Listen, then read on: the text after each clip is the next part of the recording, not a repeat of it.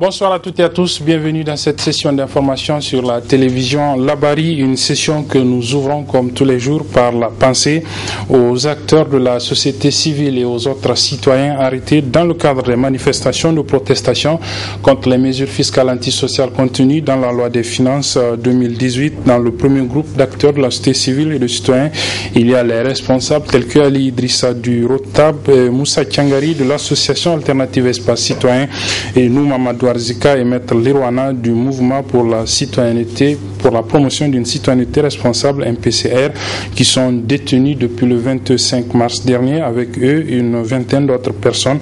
Ils passent aujourd'hui leur 101e journée de détention dans les différentes prisons de notre pays. Leur procès qui était prévu hier 3 juillet a été reporté, comme vous le savez, pour le 10 juillet prochain à la demande de l'avocat de la ville de Niamey qui s'est constitué partie civile dans cette affaire. Le deuxième groupe d'acteurs de la société civile est lui composé de Michael Zodi du mouvement Tournant la page Niger et de M. Ibrahim Yori de l'association Alternative Espace Citoyen qui ont eux été arrêtés le 15 avril dernier. Ils ont donc aujourd'hui 80 jours de détention dans les prisons de Saï pour Michael Zodi et Kolo pour Ibrahim Yori. Deux autres acteurs de la société civile, toujours dans le cadre de cette protestation contre les mesures fiscales antisociales contenues dans la loi des finances, ont été arrêtés à Zender. Il s'agit de Yahya Badamassi de l'association Alternative Espace Citoyen et de Sadat Ilia Damalam du mouvement pour la promotion d'une citoyenneté responsable, le MPCR. Nous avons donc une pensée particulière à toutes ces personnes.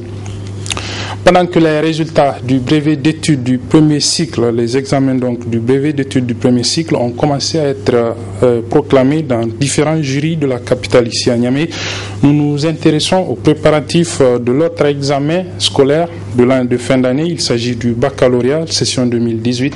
Ce matin, une de nos équipes a fait le tour dans quelques établissements pour voir les préparatifs aussi bien au niveau des responsables des établissements que des élèves, puisque l'examen est prévu pour le 11 juillet prochain. Le reportage est signé Nasser Sedou et Asmaou Seydou. À moins d'une semaine des épreuves écrites du baccalauréat session 2018, les candidats s'activent pour affronter les épreuves malgré les perturbations observées. Tout est fin prêt, affirment ces responsables d'établissement. Depuis le début de la rentrée, nous nous sommes attelés. On a compris que d'abord, il faut achever le programme. La première chose sur laquelle nous sommes alors donnés, c'est de chercher à épuiser le programme de leur intégralité. Et ce qui fut fait, les enseignants ont été instruits par rapport à ça. Et on a pris toutes les dispositions pour que le programme puisse être achevé. Parce qu'on a compris, peut-être même s'il y a des perturbations, nous on a pris toutes les dispositions pour pouvoir maintenant éviter ça et chercher. Parce que si on sait que maintenant, avec l'épuisement du programme, tout le programme est épuisé, et c'était l'autre cheval de bataille. Et on a fait déjà en mars, plus de 90% du programme ont été déjà achevés. Et ce qui fait, le reste du temps que nous avons eu, on a consacré ça aux révisions. Inch'Allah, avec ça, on espère cette année avoir un résultat meilleur que les autres années. Et Dieu merci, nous ici, on n'a pas connu les grèves répétitives au cours de l'année. Et on a pu terminer les programmes à 95 voire 100% dans certaines matières. Ça nous a permis vraiment de prendre de l'avance et de faire beaucoup d'exercices. Donc on a fait beaucoup d'exercices avec les élèves et présentement ils sont avec les enseignants en train de faire les dernières retouches qui vont leur permettre vraiment d'aller à l'examen sans problème. Nos élèves vraiment ils sont assez outillés. Vraiment on a pu faire le nécessaire pour mettre les élèves dans les conditions pour affronter les épreuves. Les candidats se disent prêts et n'attendent que le jour J. Actuellement, nous sommes en train de faire un exercice sur la philosophie. Nous sommes prêts à affronter n'importe quel sujet en philo, en histoire, en mathématiques, en français. En anglais, nous sommes prêts. À tout moment, on a déjà préparé bien avant, avec tous les arguments nécessaires pour affronter n'importe quel sujet. Dans tout, en arabe comme en anglais, tous les programmes étaient déjà exécutés. Donc, on a déjà fait plus que la moitié de révision. Donc nous sommes prêts à affronter le sujet. On est venu à l'école et le programme peut s'exercer comme on a fini le programme avant même le mois de juin. Maintenant, comme il y a un peu de temps qui restait, les professeurs ont demandé à ce qu'on vienne, comme ça on va s'exercer. Nous sommes en quelque sorte à 90%. Donc, en quelque sorte, ce qui peut nous rester, ce n'est que quelques exercices. Je peux dire que nous sommes à 100% prêts. Les candidats font espoir que les épreuves vont être à la hauteur de leurs attentes et demandent d'avance l'indulgence des correcteurs. Je vous le disais donc, les résultats de l'examen du brevet d'études du premier cycle ont commencé à être publiés dans différents jurys il y a quelques instants au niveau du centre de formation, le collège privé d'enseignement, donc CSP Flo Germain. Les résultats viennent à l'instant d'être publiés. Une de nos équipes est allée recueillir les réactions de quelques candidats qui sont admis. On les suit. Je suis venue voir les résultats. Et comment ça a été? Ça a été vraiment bon. Quels sont vos sentiments? Je suis vraiment contente et je remercie le bon Dieu. Ça a été vraiment facile. Je suis tombée à deuxième groupe. Je dois reprendre maths, histoire géo, PC et français. Le sujet, vraiment, ça a été facile. Alhamdulillah, je remercie le bon Dieu. Voilà, c'était donc une candidate admise au second groupe de l'examen du brevet d'études du premier cycle, interrogée il y a quelques instants. Elle est candidate élève du collège d'enseignement privé Flo Germain. C'est tout près ici. Nous allons bien sûr revenir sur cette proclamation des résultats des examens du brevet d'études du premier cycle dans nos éditions de demain, Inch'Allah. Pour aider les forces de défense intérieure, la gendarmerie, la garde nationale et la police notamment, mais aussi l'Agence nationale de lutte contre la traite des personnes et le trafic illicite des migrants, la mission civile européenne au Niger et Cap Sahel leur a fait un don de matériel informatique ce matin pour les 3 forces de défense et de sécurité. La valeur du don est estimée à plus de 48 millions de francs CFA et pour l'Agence nationale, elle est de l'ordre de 15 millions de francs CFA. C'était ce matin au cours d'une cérémonie résumée pour nous ici par Harriata Salah et Sadou Doumi. Cet important don du matériel informatique et accessoire offert par la mission ECAP Sahel Niger aux 3 forces de sécurité intérieure et à l'Agence nationale de lutte contre la traite des personnes et le trafic illicite des migrants d'une valeur de 48 millions de francs CFA est un élément moteur de l'apprentissage de techniques de découverte de méthodes et d'acquisition de connaissances qui permettent d'améliorer l'efficacité dans le domaine de la lutte contre le terrorisme, la criminalité organisée et le trafic illicite de migrants. Le matériel fourni ce jour répond pleinement au processus de transition et d'autonomie inscrit dans le mandat de la mission ECAP. Le matériel consiste une valeur de plus ou moins 74 000 euros, ce qui est 48 millions en CFA. Donc, d'autre part, nous avons également le plaisir de remettre du matériel informatique donc à l'agence, comme j'ai déjà dit, contre la traite des personnes, l'agence représentée par Madame la directrice générale. Donc le soutien à la mission, ou de la mission à l'agence est un partenariat fort depuis près de 4 ans, qui se traduit par des conseils, des formations aux acteurs de la chaîne pénale et d'équipements pour opérationnaliser les activités de l'agence à travers le pays. La dotation de ce jour est constituée de matériel informatique et accessoires d'une valeur de 15 millions pour l'agence de CEVA, qui viendront renforcer les capacités opérationnelles de l'agence au niveau des régions, principalement l'agence de Dosso et de Maradi. En réceptionnant ce don, le directeur de la coopération a remercié la mission ECAP Sahel Niger pour ce don qui viendra améliorer les conditions d'enseignement et la qualité de la formation de 3 forces de sécurité. Je tiens à remercier de vive voix donc ECAP Sahel pour ces divers moyens de renforcement des capacités. Et une fois de plus, nous sommes ici dans le cadre d'une réception des moyens de renforcement des capacités des différents services suscités. Ça fait belle lurette que ECAP Sahel n'a cessé de renforcer les capacités, notamment en matière de formation des agents de nos forces de défense et de sécurité, et notamment des différentes agences liées à la lutte contre le crime organisé, la criminalité transnationale organisée. Je tiens encore une fois de plus à remercier ECAP, non seulement pour ses capacités de renforcement, mais également dans son souci de s'inscrire dans la durabilité, parce qu'aujourd'hui, c'est un transfert des outils pédagogiques qui vont permettre à nos forces de défense et de sécurité de démultiplier les formations qui ont été dédiées à nos forces par ECAP. Ce soutien de Cap Sahel Niger vise à soutenir les autorités nigériennes dans leur programme de lutte contre la migration irrégulière, la traite des personnes et la criminalité transnationale organisée. Aujourd'hui, 4 juillet, c'est l'anniversaire donc de l'indépendance des États-Unis d'Amérique. C'est le 242e anniversaire de cette fête ici au Niger.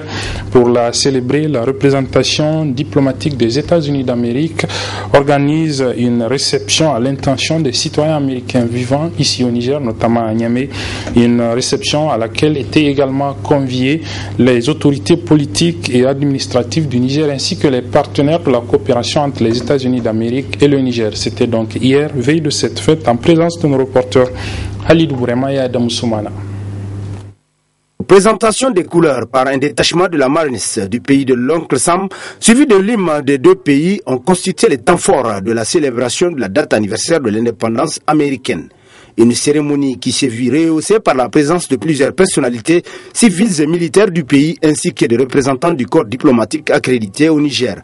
Occasion pour l'ambassadeur des États-Unis au Niger de rappeler à l'assistance ce qui fait la force et la grandeur de son pays. Valoriser la diversité, c'est plus que reconnaître nos différences. Il s'agit d'embrasser la particularité de l'autre pour devenir réellement plus fort. En tant qu'Américains, nous faisons face parfois à des défis de la diversité, mais nous ne savons qu'elle constitue l'une des bases essentielles qui font la grandeur de notre pays. Les Américains sont des ethnies, des cultures, des croyances, des niveaux d'éducation et de régions géographiques différents. Nous avons aussi une diversité de pensées et d'idées, parfois plus difficiles à concilier. Pourtant, lorsque nous nous réunissons, nous sommes une personne forte, pleine de ressources et généreuse. Eric Whitaker s'est ensuite longuement appesanti sur la coopération entre le Niger et les États-Unis d'Amérique portant sur plusieurs domaines. Ensemble, nous construisons une économie plus robuste et inclusive. En janvier, nous avons lancé le Millennium Challenge Compact, doté de 437 millions de dollars, un programme qui permettra d'améliorer les conditions de vie des populations nigériennes et en particulier à l'intérieur du pays. Plus important encore, nous partageons la responsabilité des États-Unis et le gouvernement du Niger pour son succès. Permettez-moi d'ajouter que nous restons des partenaires solides dans la protection de la sécurité locale et régionale, comme en témoigne de l'exercice militaire Flintlock de cette année, même par les troupes américaines et africaines. Ensemble, nous partageons le défi de la lutte contre le terrorisme qui ne respecte ni les frontières ni la vie humaine. Joyeux anniversaire à l'ensemble du peuple américain et vivement la 243e édition qui sera célébrée, plaise à Dieu, dans un bâtiment flambant neuf pour la représentation diplomatique américaine au Niger. Un site d'expérimentation en énergie solaire a été installé ce matin dans un village de la commune de Kolo, dans la commune du département de Kolo, la commune rurale donc de Kolo. C'était donc ce matin. Ce centre d'expérimentation en énergie solaire est donc installé par la coopération allemande et exécuté par la structure Wascal de la faculté des sciences techniques de l'université Abdoumouni Diofo de Niamey. Le résumé de cette cérémonie d'installation du site d'expérimentation en énergie solaire avec nos envoyés spéciaux à Kolo, Halidou Bourema et Nasser Dantofou. Le village de Sekoukou, situé dans la commune urbaine de Kolo, bénéficiera désormais de l'énergie solaire et des bonnes fontaines d'eau potable. En témoigne cette cérémonie d'implantation du site d'expérimentation de l'énergie solaire. L'initiative est celle du projet West African Center for Sustainable Rural Formation en collaboration avec Wascal de l'université Abdoumouni de Niamey, pour qui ce site sera désormais un laboratoire de recherche. C'est un projet initiateur. L'objectif, c'est effectivement d'accompagner les populations et d'étudier, de voir les mécanismes par lesquels on peut produire des connaissances et accompagner le développement en milieu rural. C'est ce qui est recherché. Donc de manière dynamique, on va travailler avec les populations, intégrer les connaissances, intégrer les savoirs pour pouvoir corriger et accompagner les populations vers le développement durable. C'est ce qui fait la particularité de ce projet-là. Et ça veut dire que désormais, Sekoukou, c'est comme si c'est un pan de l'université Abdou Moumouni. C'est vraiment comme un laboratoire de l'université Abdou Moumouni. Les équipements permettent d'évaluer les performances de la technologie qui est utilisée. Ça, c'est important. Et toutes les industries qui produisent ce genre de matériel seront intéressées par les données qui vont être recueillies à Sekoukou. Au-delà du site d'expérimentation pour l'université de Niamey, ce site contribuera considérablement à améliorer les conditions de vie de la population de Sekoukou. C'est vraiment une fierté pour l'ensemble de la commune et plus particulièrement donc les bénéficiaires directs qui sont donc la population de Sekoukou. Et c'est pourquoi donc nous avons tenu donc à remercier très sincèrement les directeurs, les initiateurs donc de ce projet, parce que c'est un site d'expérimentation donc des réseaux solaires. Donc au-delà de ça, beaucoup de projets, de micro-projets pivotent autour donc de ce projet. Donc c'est de là une source donc de développement à la base, parce que ce sont la population eux-mêmes qui l'ont demandé, qui l'ont voulu et qui l'ont appuyé. Et vraiment aujourd'hui, c'est une fierté pour l'ensemble donc de la nation nigérienne. Dans le temps, ils sont directement approvisionnés au niveau du fleuve. En dehors du fleuve, il y a des petits puits donc de 5 à 10 mètres qui ne sont pas des eaux propres. Et maintenant, la population boit l'eau potable, qui sont vraiment puisées, et que vous avez su comment est-ce que le comité de gestion de cette bonne fontaine était mis en place. Donc vraiment, je pense que ça contribue énormément donc au bien-être de la population de Sekoukou et au-delà de son environnement. Un comité de gestion composé uniquement des habitants de Sekoukou a été mis en place et prévoit déjà de multiplier le nombre de bonnes fontaines dans les différents quartiers du village, pratiquer la pisciculture et le jardinage.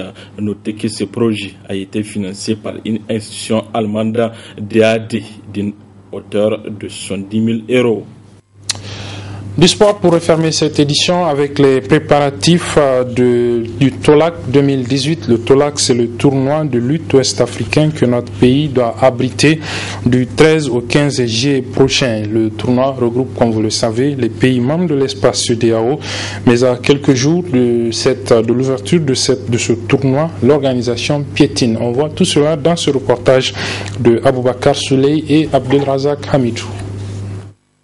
À quelques jours de la tenue du tournoi de lutte africaine de la CEDEAO TOLAC au Niger, rien ne semble être fait. C'est le flou total. Selon en tout cas les rumeurs qui sont peut-être en train de se confirmer, j'aurais appris en tout cas que ça allait se dérouler, les compétitions allaient se dérouler du 13 au 15 en tout cas juillet 2018 courant. Effectivement, le 13 au 15 juillet courant, c'est très bientôt. Jusqu'à présent, je crois que les lutteurs ne sont pas réunis pour être mis au vert, et que d'une compétition de ce genre, d'une grande importance, eh bien, il fallait normalement commencer déjà les tapages. C'est quoi les tapages? C'est la publicité, et on doit sentir. Beaucoup de gens comme vous me posent la question, c'est quand le TOLAC aura-t-il lieu, n'aura-t-il pas lieu? Ça, les gens me posent des questions. En regardant le 13, le 14, le 15 juillet courant, je vois une autre manifestation très importante qui est la Coupe du monde de football. Alors que beaucoup de pays sont déjà très loin dans la préparation de cette nouvelle édition, au Niger, c'est encore le silence radio et du côté des lutteurs et du côté des dirigeants. Est-ce qu'on doit reporter? Mais si on doit reporter le TOLAC,